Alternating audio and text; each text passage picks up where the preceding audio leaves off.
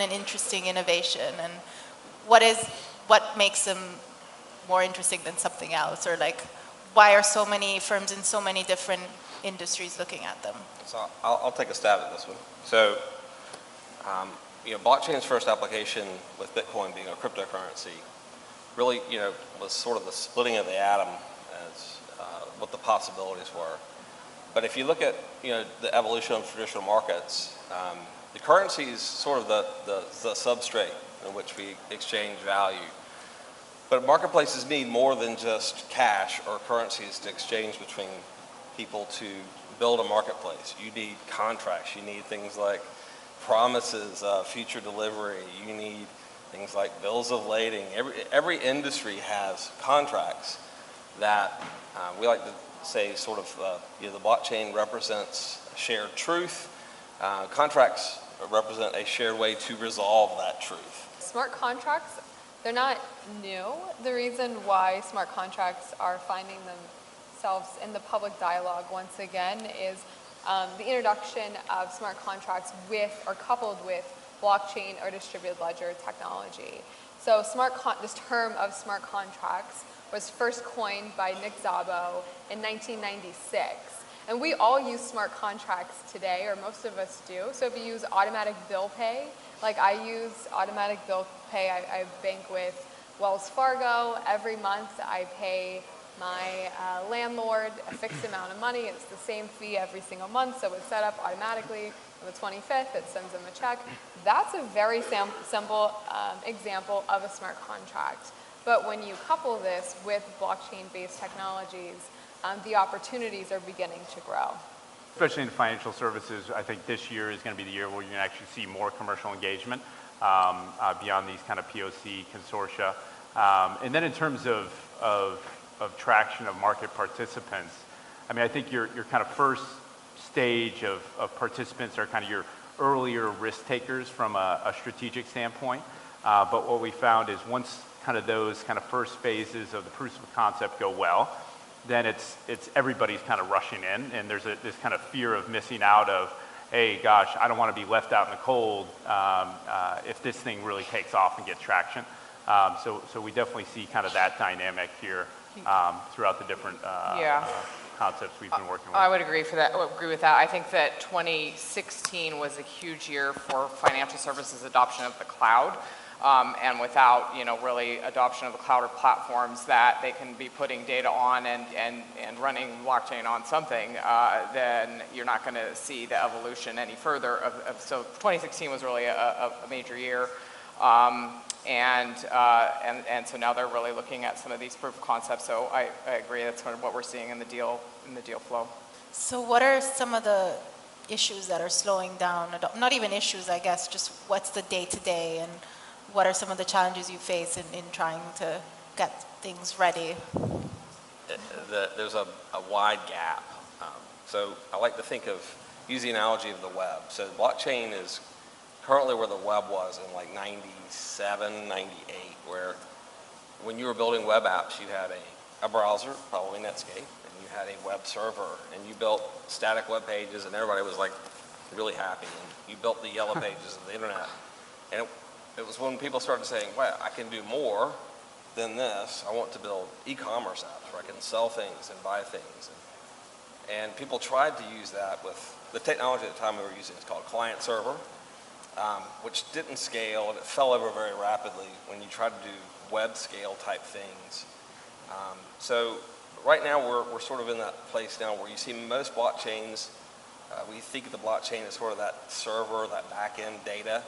And then you have a wallet, and the wallet use case is limiting, and there's only so much you can do with that. Now, smart contracts offers this promise, but there's really few tools out there that are like readily available and easily consumable by even enterprise developers instead of just hardcore crypto anarchists and people that don't mind getting into the weeds, but going in and really trying to create productivity systems.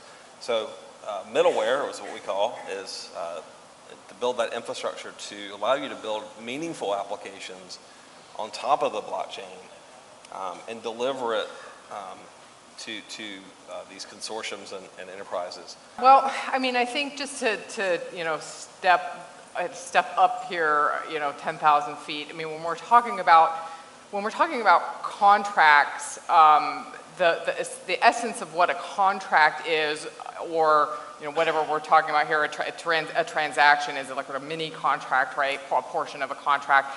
We're talking sort of about fundamental understandings of what a contract is in society, dating, you know, back millennia, which is two parties have an agreement on something and then they execute that agreement. And so in order for there to be a contract, both parties have to fundamentally understand, you know, what the terms are that that have been agreed on, and then there needs to be execution on that. Otherwise, there is a default of the contract. And so you know, just like you know, we're not suddenly going to decide that, you know, killing people is okay. You know, that's also a fundamental legal tenet of our society. We're not going to suddenly decide that like one-sided contracts are okay, to which, you know, the other party didn't agree, or that things could just, you know, not be performed in the manner in which the parties agreed. And so, you know, just stating the basics, you know, a lot of what the smart contract challenges flows from that. You know, how do we get systems in place, like you were just talking about, in terms of a common understanding of what do these technical implementations mean, and how can lawyers and standards organizations and companies like Microsoft and your companies you're investing in, how can we get people to understand what it is they're agreeing to, and then implement that on a technology level, both so that there's enforcement and recourse on both sides. You know, that's the net of it. We're not really going to change as a society on that front. And so, you know, to that end, the regulation around blockchain and smart contracts is kind of very rudimentary right now. There's nothing at the federal level going on. There's some state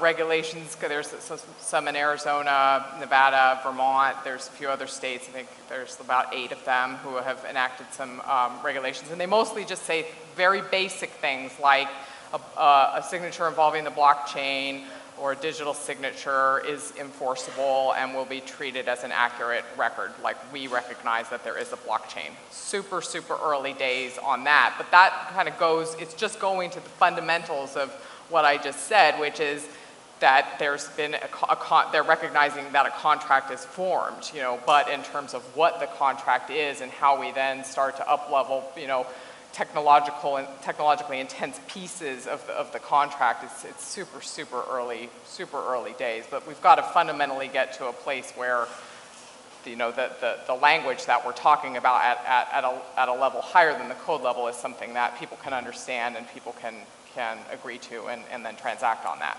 We've had some fascinating discussions in our alliance because we have consultancies and firms that participate in these discussions. And the way we see it is that there'll be somewhat of a convergence between audit and legal. So the legal industry will need to have better technical skills, and part of a lawyer's job will look more of what an auditor's job looks like, reviewing code.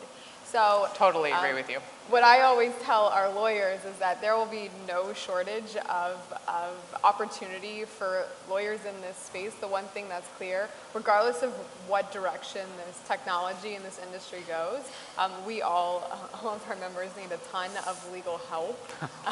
But there will be an evolution in terms of what legal roles will look like with the implementation of these technologies on a larger scale.